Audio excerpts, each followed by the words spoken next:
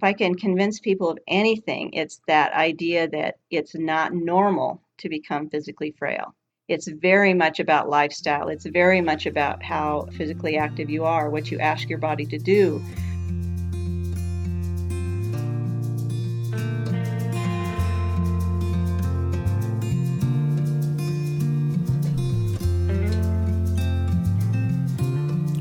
Welcome to Zestful Aging, where I interview thoughtful, inspiring, and creative guests who are changing the way we think about what is possible in our lives, especially as we age.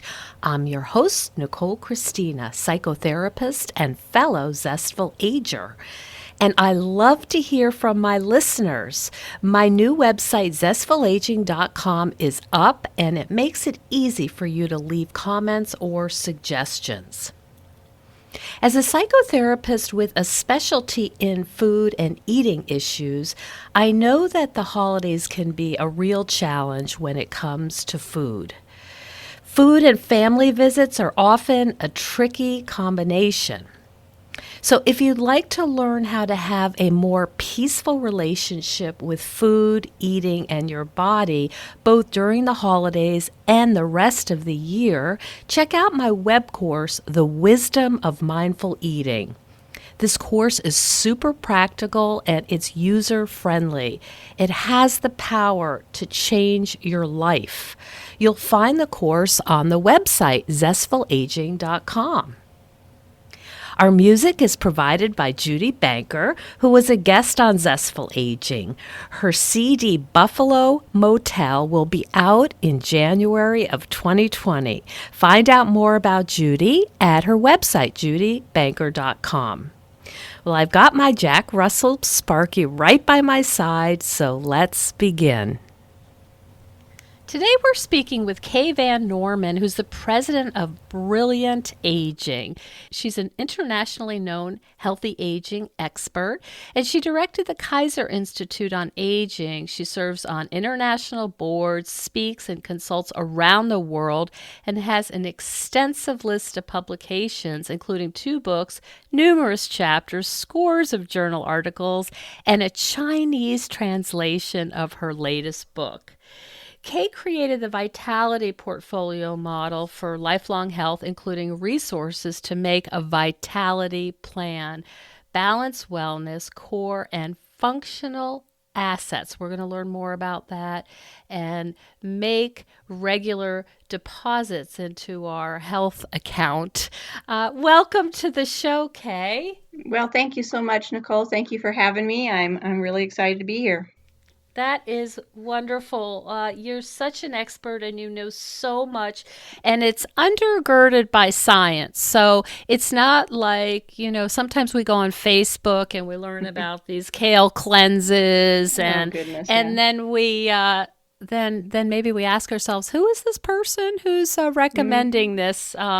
So I'm just delighted that you really have experience. It's scientifically backed, and you know what you're talking about. So I love that, and Well, I thank also you. love the name and this idea of vitality Yeah. is such an important concept. Could you talk a little bit about, I mean, we're all trying to figure out how to age well. Talk a little bit about some of the core elements that we should be paying attention to if indeed we want to age well. Well, thank you. Yes. I One of the things I think that hit me early on in my career working with older adult well-being is that, we, like you said, we all have this idea that we'd like to age well, but what do we actually do on a daily basis to make that happen? And that's why I created the Vitality Portfolio. Kind of, it mimics the idea of a financial portfolio, and most people are pretty comfortable with that concept anyway.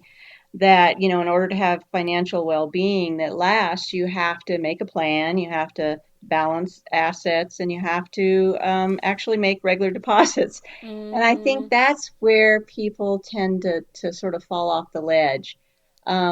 We all, so many of us tend to worry about big things that might happen to us, a major accident or illness or injury. And yet, what I have learned through the years I've been working in this field is it's most often the small choices made day after day, compounded over time, that really send us down a health trajectory one way or the other. And the Mm-hmm. other part of the equation, I think, that's really important is that how do we get back on track when something does happen? And Mm-hmm. how do we keep a health setback from becoming a new health set point? I And see. I think that's a really important piece of the equation. And I think especially for people, 65 plus or whatever, what I have found is that if you look at it from the perspective of young people with disabilities and with challenges, they are given resources, tools, and encouragement to overcome those challenges and live fully in spite of them. And yet, it seems that we're still in such an ageist culture that when an older person has a similar challenge, they're just giving tools and resources to just cope with the challenge rather than I overcome it. see. I see. It's like, well, you're aging anyway, so Exactly. Yeah, you're old, so you're you old. know what's the point of really trying to regain everything? And I guess that's one of the messages that I really push hard for. It's there is such a profound difference in the mindset between just coping with a challenge and overcoming a challenge, and that Mm-hmm. results in a profoundly different outcome.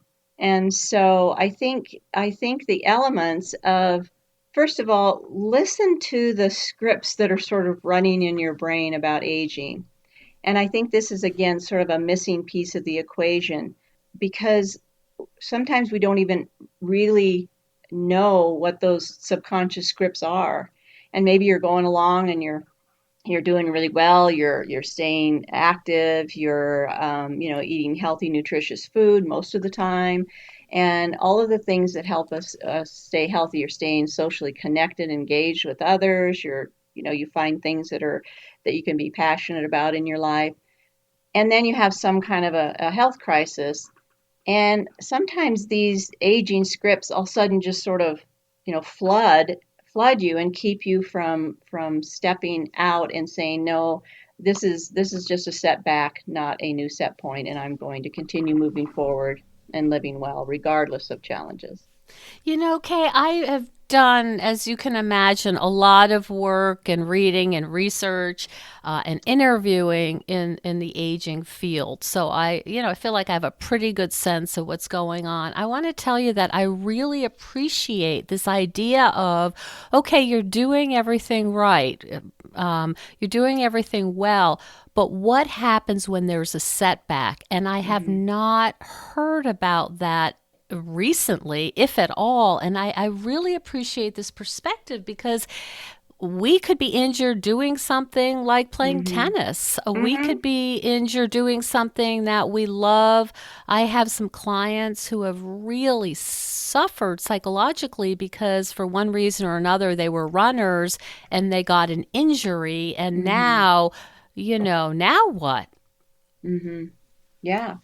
No, and I think that now what I guess my advice to people would be to take age out of the equation and do everything possible to regain as much function as possible and Mm-hmm. use whatever adaptive strategies are necessary to keep moving forward in life. Now, it may look a little different than what you were doing before, but that idea of really taking age out of the equation so that you don't allow age to determine how far you're going to push yourself to recover fully.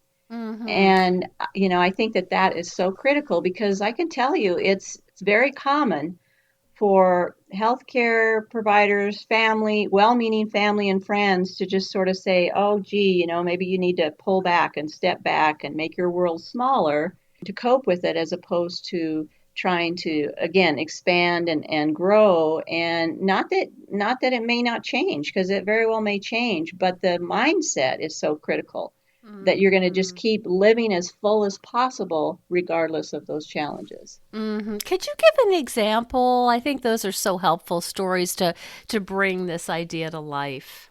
Well, yeah, I can give a really personal example. I taught dance at Montana State University for many years in physical education before I started my company. I had been a dancer most of my life, and I was continuing to try to dance while my business was growing, and I was traveling and I was doing all these things. And it was really interesting because at one point I decided I really wanted to get back into performing dance and sort of, I guess, leaped into it without a lot of preparation and ended up injuring myself and not being able to perform. And I remember at the time thinking to myself, well, gosh, it's really a shame now that I'm older, I'm not going to be able to dance the way I wanted to dance. And then it hit me. It's like here I am with all this. I've read so much research and done a lot of study on ageism and how it impacts your choices and all these kinds of things. And here I was falling victim to this aging mentality that Oh. that it was just because of my age. And what I stepped back and said, wait a minute, now, what if I prepared for this in the same way I would prepare for any other project I was going to do? I realized I needed to give myself more time to stretch and warm up and be strong enough to do those things. I needed to, be committed to the process and not just sort of fly in and go to rehearsal and, fly out. Like And so not I having unrealistic expectations. Right. That you got, if I was going to prepare to do some sort of a big project for somebody, first thing I would do is gather all the tools necessary to be successful with that project. I would do the research. You gather all those things to be successful with that project. Or if you're building something, you got to have the Mm. materials, you got to have the tools, you got to have the time to do it. And so that's the way I started approaching it. So And you wouldn't go out on stage to make a keynote without practicing your speech Exactly, yet. exactly. Without having put together something, talk about it. And so that's what I started doing. And it was a dramatically different result. And finally, it was like, oh, well, there it is. And, if like, for instance, if there was a move that I looked at and I thought, I don't know if I can do that, I had to say to myself very consciously, okay, what is it that you need to be able to do that? Well, I might need a little more flexibility or a little more power, to get up off the ground quicker or whatever. And then what can I do to gain that? If I can do something to gain that, get with it. If I can't, then how can I modify it? And so it was really a change of mindset that Mm-hmm. allowed me to get back into that. And that was 10 years ago. And so I'm 60, what am I, 62 now. I was able to perform and it felt really good. And I've been performing, continuing to perform for the last 10 years. So 2 years ago, I choreographed a piece to Aretha Franklin's Rock Steady, and it was a lot of big kicks and turns and Mm. down on the floor and back up and all these kinds of things. And again, I decided I was going to get stronger than I had been even the last couple of years and really worked at it and stretched and worked. And it was really quite gratifying because some of the younger dancers, which are in their 20s and early 30s, were complaining about how hard it was. And it was like, yes. That's a great thing. That's a great story. So I you're saying that a lot of this has to do with making sure your thoughts are in line. Oh, absolutely. I think that is so key because if your mindset is not in line, it's so much easier to get knocked off the path. I mean, when you are faced with challenges, it's so much easier to get knocked off the path. And then also the mindset that I remember distinctly one time, these friends of ours, when we were building our house, we were happened to be chatting with them, and they said, and they were runners and really active and everything, and they said, yeah, we really need to build a new house because when we get old and can't climb stairs. And I said, well, wait a minute, what do you mean when you get old and can't climb stairs? And they said, well, when you get older, you can't do this, you can't do that. And I said, well, and I'm all for universal design. Don't get me wrong. I'm Mm, not arguing against that. But I right. said, any one of us could get hit by a bus tomorrow and not be able to climb stairs, but we don't plan our life around that.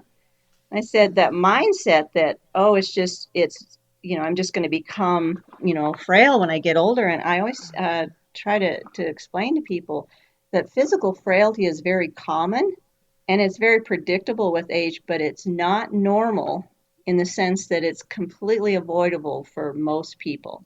unless you have some sort of disease process in place, with muscular disease process. But I see. the capacity for the human body to retain strength and mobility is phenomenal. Mm-hmm. And so if I can convince people of anything, it's that idea that it's not normal to become physically frail. It's I very much about see. lifestyle. It's very much about how physically active you are, what you ask your body to do. The human body is so infinitely adaptable that it will 100% adapt to whatever it is you're doing on a habitual basis, day after day Mm-hmm. after day. And so if you're Mm. sitting in front of the TV, if you're sitting in your car to go to work, and then you sit at a desk, and then you come home and sit, that's what it's going to adapt to. It's going to get rid of the muscle tissue, and it's just going to adapt. So let's talk about the small choices. Yes. Talk to us about what that would look like if I was designing something for my life and I wanted to integrate some of these small choices that day after day make a Mm-hmm. big difference. Mm-hmm. What would they be? Well, I think that's where the vitality plan comes in, and it's really looking at your life on the whole. And if you kind of first you can look at it as a whole. What do I do most of the time in the six dimensions of wellness, like the physical dimension, the emotional, social, spiritual, intellectual, vocational. Those are a very common six-dimensional wellness wheel of you need to Mm-hmm. make deposits into each one of those things throughout your life to have a balanced life. I also break it up into the core assets of resilience and ageless thinking, which we've been talking about quite a bit. But those daily choices of trying to be as physically active as possible in your life. And I mean, we've all heard those things. We've all heard that we should, if you've been sitting for more than 15 or 20 minutes, you should stand up and move around a little bit. If you should take the stairs, you should do, all these kinds of things. And it's very simple to think about, but how do you make yourself actually do it?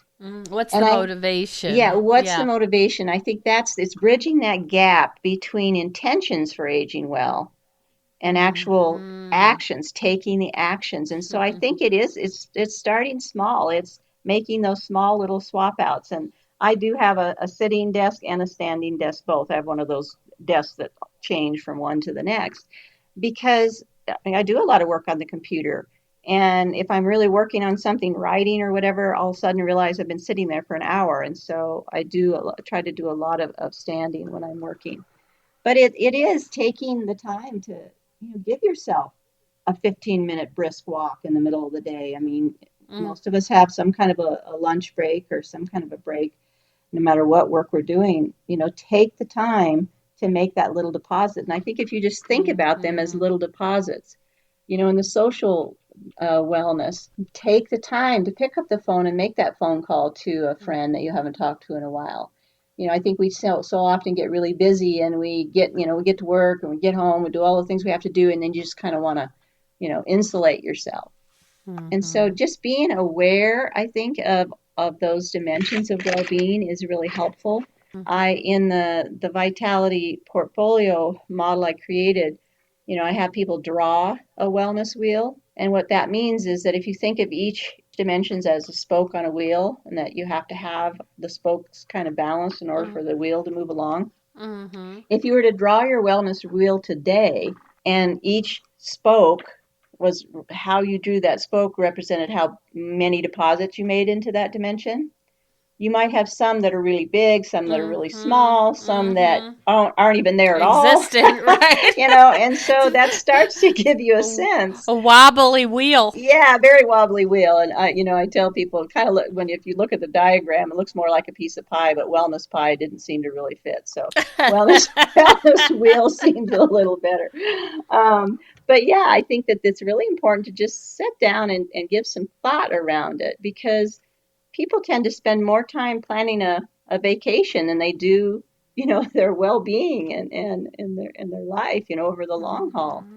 And Mm-hmm. so the motivation, gosh, if I could answer that question, I would be the queen of the world.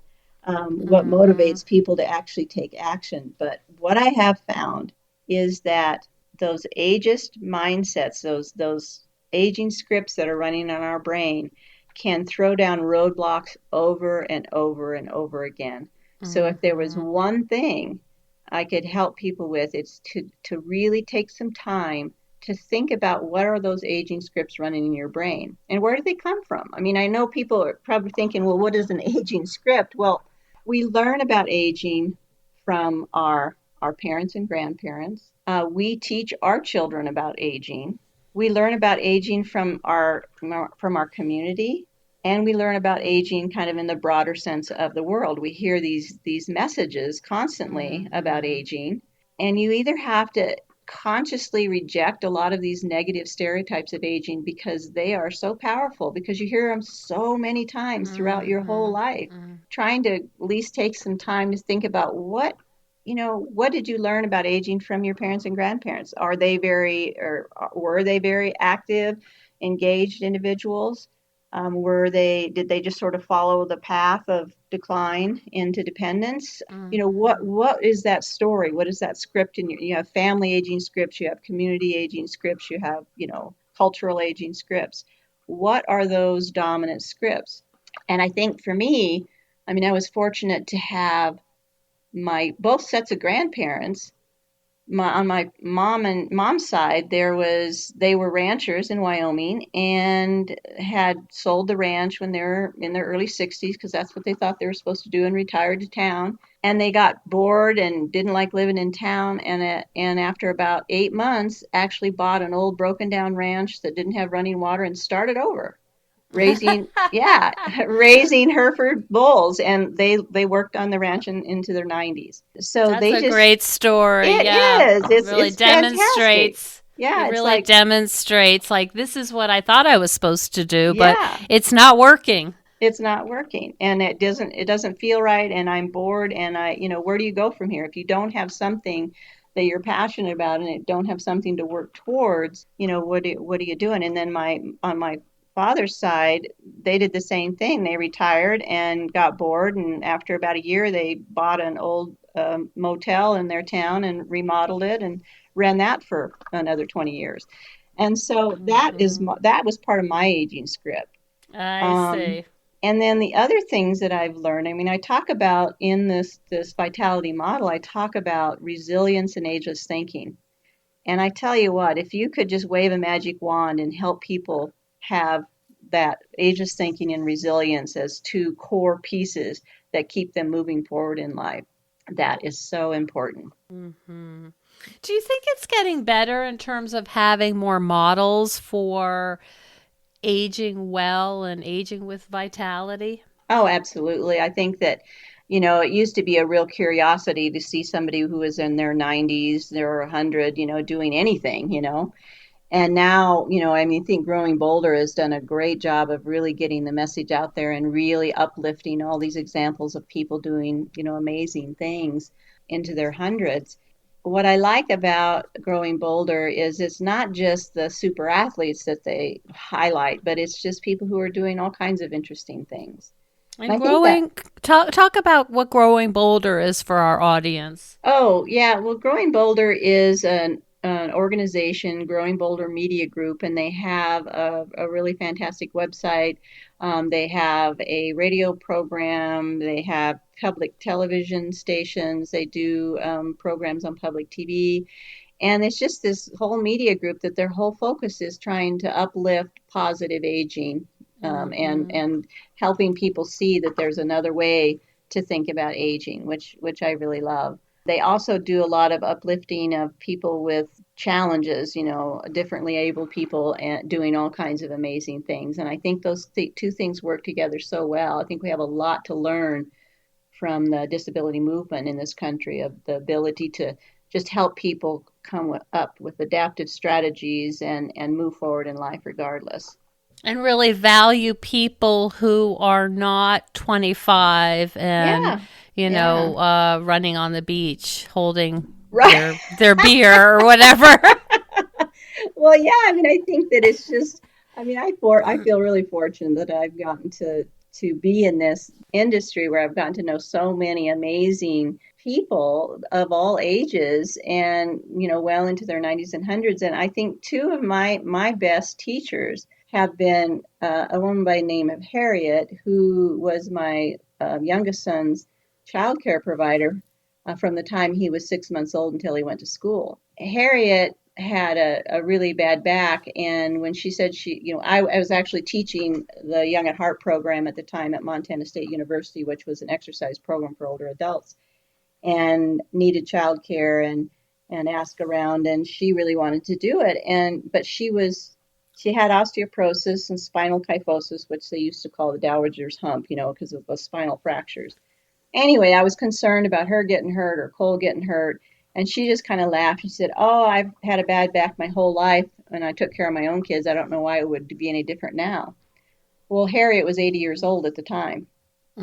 And so Mm-hmm. here she was, 80 years old, with all kinds of physical problems. And yet she watched Cole from the time he was 6 months old until he went to school. And Wow. I thought if it lasted one university semester, again, ageism, Oh, that I would be yeah. thrilled. But it actually, all that time, and she was fantastic. And Cole is a very different person because of that experience. I mean, he's always had the empathy and when she sometimes would have a what to call a bad back day, I would come in and he might be like 3 years old sitting on the floor, and he would have a book upside down pretending like he was reading her a story, and she'd be laying on the heating Oh, pad on the couch, and he'd say, "Grandma oh, Harriet's having a bad back day and I'm reading her a book." And it was just oh, such a wow. fantastic thing. And again, it's just that adaptive strategy. It's that ability to Mm-hmm. say, "Hey, my back is hurt when I was young.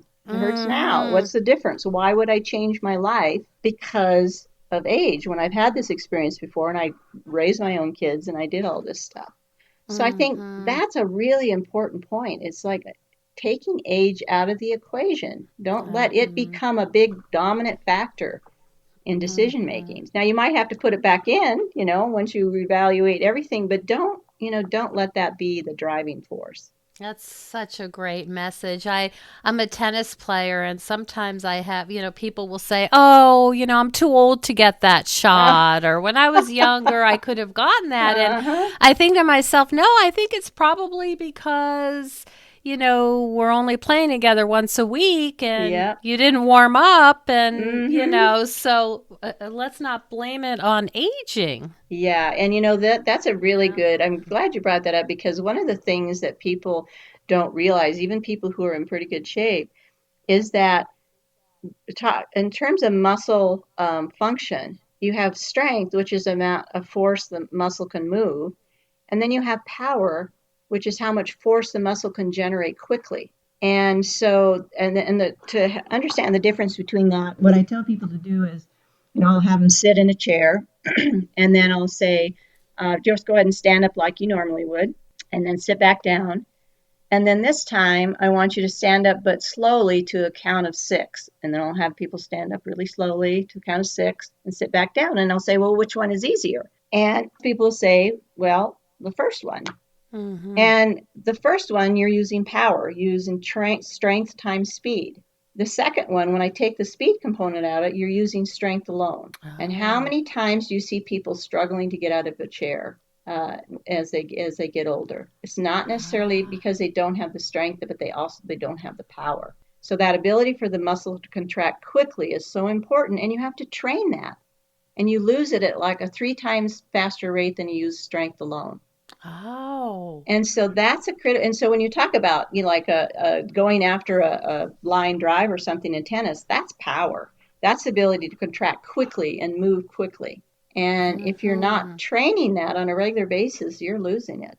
I So see. I see. That's really interesting. That's yeah, great. I think yeah, that's one of the things that if you're working with a trainer or something, they should be helping you train power. And like the whole what is it, plyometrics and I can't remember the name of the outfit that's really a popular where they're like tipping over tires, lifting up tires and doing all these. What Oh, is that called? oh, I yeah. lost the Oh, It'll come to Yeah, me. it'll It'll come to come me. to me. But Yeah. anyway, that's really about power. When you think about like I those big tractor see. tires and you're lifting it, you can't do that really Ah. slowly. You have to do it in an explosive movement. Oh. And so power is more of an explosive movement. And it's funny because when I first started really coaching people to do power training with older adults, they were like, "What are you talking about? You can't." And it's like, no, power is important for every functional task. And if you think about a lot of people are concerned about falls. And so if you think about preventing a fall, so much of that has to do with the ability to move a foot quickly. If you stumble, to be able to I quickly see. recover, to really move that leg quickly to recover that your balance. And so I think we're so focused on strength, but we have to start incorporating power as well I see. into Wow. these Yeah, training. there's Yeah, such a science behind this there that is. Yeah. I don't know very much about, but Yeah. yeah, there's a lot to it. Yeah. Um, Kate, where can people find out more about your work and the vitality work? They can go to my website. It's Mm-hmm. just, kvannorman.com. And Okay. I don't, do you want me to spell that for him? Or, Sure. Why okay. don't you? So it's Kay, V is in Victor, N is in Nancy, N is in Nancy, ORMAN. Okay. So just like it sounds, .com. And I invite you to come to the website, and there's a tab that says Inspire Personal Vitality. If you go to that, you can go and there'll be a bunch of free downloads, and one of them is Okay. the Vitality Portfolio Starter Toolkit. So it'll give you the model and have a few worksheets that you can kind of think through. And then there's also I just added a chapter that I just finished writing for a book with the Jack Canfield, the author of Mm-hmm. Chicken Soup for the Soul series. I Yes. wrote a chapter for a book he's putting out, and I just uploaded that to the website, and you can download Oh, that wow. for free as well. And it talks about this concept of ageism in your health decisions, and it kind of keys up the Vitality Portfolio model. So I invite you That's to check those that's out, and excellent. yeah, That's excellent.